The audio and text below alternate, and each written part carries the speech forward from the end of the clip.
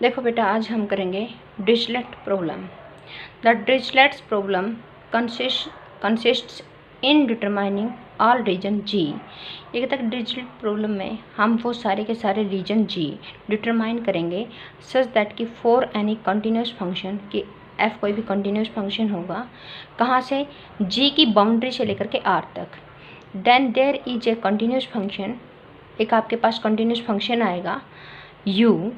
ये कहता है कि यदि आपके पास f कोई भी बाउंड्री से लेकर के r तक कोई कंटिन्यूस फंक्शन है तो उसके लिए आपके पास क्या आएगा, एक u कंटिन्यूस फंक्शन आएगा जो g के क्लोजर से लेकर के r तक होगा।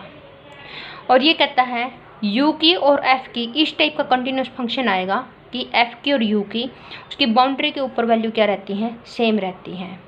और u कैसा होगा, कंटिन्यूस होने के साथ साथ u कैसा होगा, हार्मोनिक होगा किसके अंदर, g के अंदर।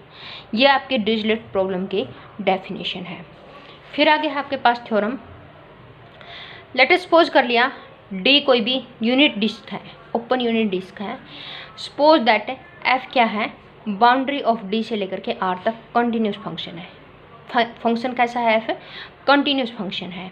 Then there is a continuous function, ये कहता कि तो आपके पास एक ऐसा कंटिन्यूस फंक्शन आ जाएगा u जो d के क्लोजर से लेकर के r तक। उसमें क्या था डिरिचलेट प्रॉब्लम में, उसमें g ले रखा था। वही इस टाइप के g हमें फाइंड आउट करने थे, डिटरमाइन करने थे कि जो इस कंडीशन को पूरा करे। इसी टाइप से यहाँ पे d क्या है, एक यूनिट डिस्क है और उसका यहाँ पे क्या ले लिया, क्लोजर ले लिया। सच दैट कहता है कि d की बाउंड्री के ऊपर फंक्शन की वैल्यू दोनों की सेम आए और u क्या हो, हार्मोनिक हो। क्लियर। मोर एवर ये कहता है कि इससे आगे ये भी प्रूव करो कि u कैसा है, यूनिक है, u कैसा है, यूनिक है और is depend by the formula. और इज और कैसे u कैसे फाइंड आउट निकाला गया है, u r e की power iota theta is equal to 1/2 pi integration minus का r पाई इंटीग्रेशन माइनस का pi to pi P R theta minus का टी एफ एक्स पर ई की पावर आइटा टी और डी टी। कहता है कि यू आर आइटा थीटा इस टाइप से डिफाइंड है। इज डिफाइंड लिख लो यहाँ पे, डिपेंड क्या, डिफाइंड आएगा, डिफाइंड बाय।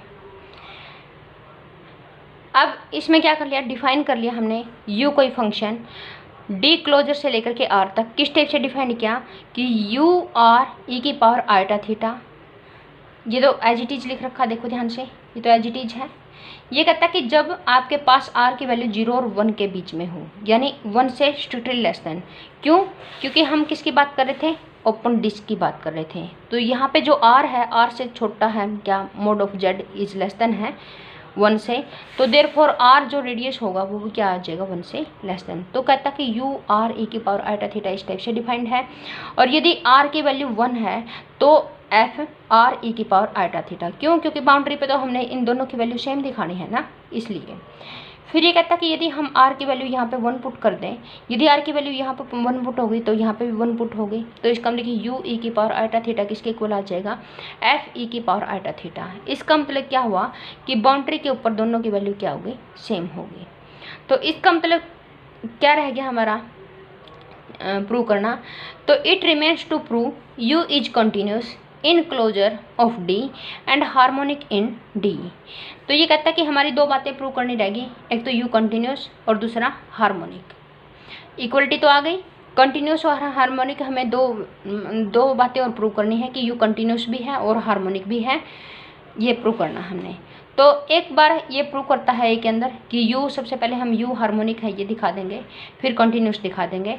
तो u r e की पावर आइटा थीटा को हमने फॉर्मूले से ऐसे खोल दिया क्योंकि इसी टाइप से हमने डिफाइन किया था जहाँ पे r लेस देन 1 है। तो real part of this P R theta minus का टी, ये पॉइजन कर्नल से रियल पार्ट ऑफ दिस आता है, हमने कर लिया था ये कल।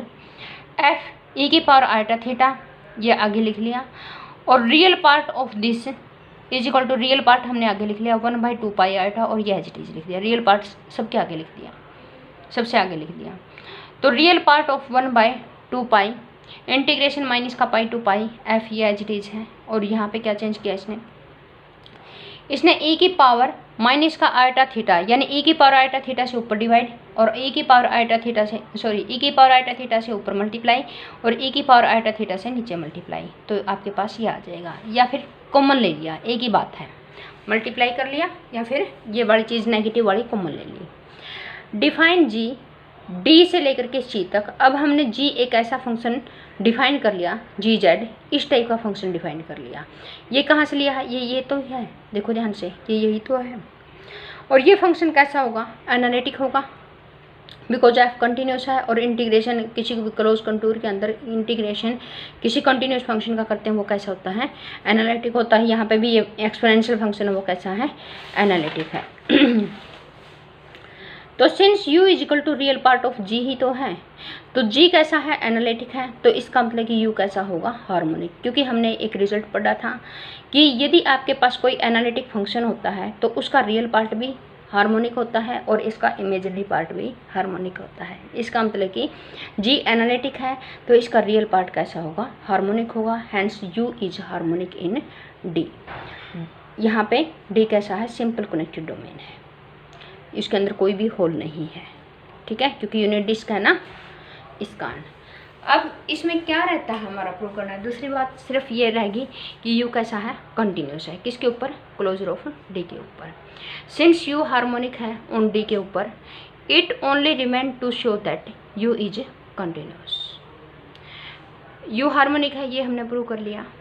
अब सिर्फ इतनी बात रहेगी कि u कंटिन्यूस है। तो कंटिन्यूस की फॉर ईच पॉइंट ऑफ करली डी, यानी इसकी बाउंड्री के ऊपर हर एक पॉइंट के लिए ये क्या है? कंटिन्यूस है। For this we prove that the following given alpha in minus का पाई टू पाई। इसको प्रूव करने के लिए मान लिया कि कोई अल्फा है माइनस पाई टू पाई और एप्सिलॉन ग्रेटर दैन 0 है, ये भी कोई गिवन वैल्यू है, गिवन है ये दोनों, अल्फा भी और एप्सिलॉन भी। तो यदि हमें कंटिन्यूस प्रूव करना होता है तो हम क्या डेफिनेशन लेते हैं बेटा कि for a given epsilon greater than 0 there exist a delta.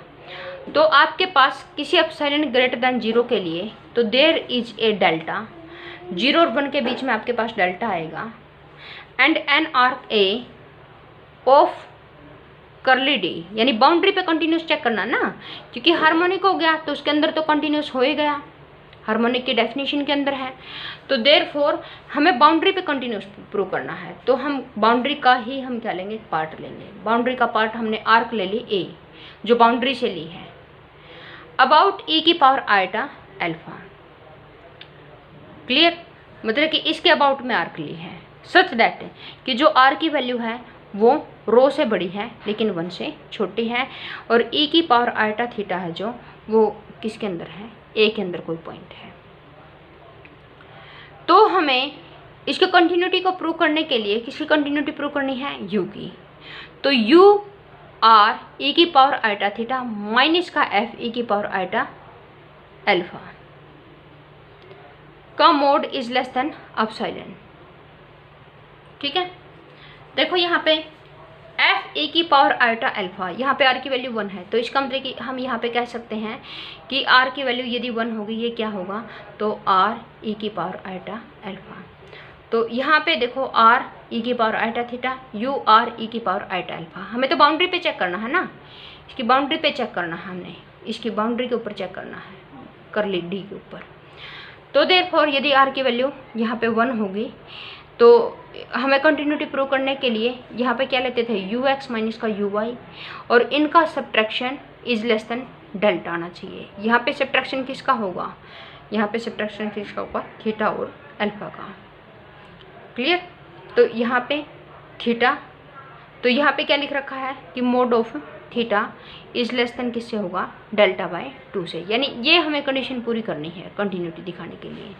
तो we prove the result by taking alpha equal to 0। ये कहता है कि हम यहाँ पे अल्फा की वैल्यू 0 ले लेंगे और इस रिजल्ट को क्या कर देंगे? प्रूव कर देंगे। अल्फा की वैल्यू 0 होगी तो थीटा माइनस का अल्फा, थीटा ही तो बना, यहाँ पे थीटा माइनस का अल्फा, अल्फा तो 0 ले लिया तो ये थीटा बना। तो देयरफॉर इन दो का डिफरेंस लेस देन डेल्टा आ गया, और ये इनका फंक्शनल वैल्यू का डिफरेंस लेस देन एप्सिलॉन हो गया, तो यू कैसा हो गया? कंटिन्यूस हो जाएगा यहाँ से। सिंस एफ तो कंटिन्यूस दे रखा है, ये तो स्टेटमेंट के अंदर ही है, तो z इक्वल टू 1 के ऊपर फंक्शन कंटिन्यूस है, तो देयरफॉर एफ ई की पावर आइटा थीटा माइनस का एफ थीटा F1 को क्या लिख सकते हैं, ई की पावर आइटा 0 लिख सकते हैं। तो थीटा माइनस का 0 आ जाएगा, थीटा माइनस का 0 थीटा बनेगा। तो जब ऐसा होगा तो ये एप्सिलॉन बाई 3 से हमने लेस देन ले लिया अकॉर्डिंग टू आवर सिचुएशन, या फिर लास्ट में हमें जरूरत पड़ेगी एप्सिलॉन बाई 3 की, एप्सिलॉन भी ले सकते हो, कोई दिक्कत नहीं है।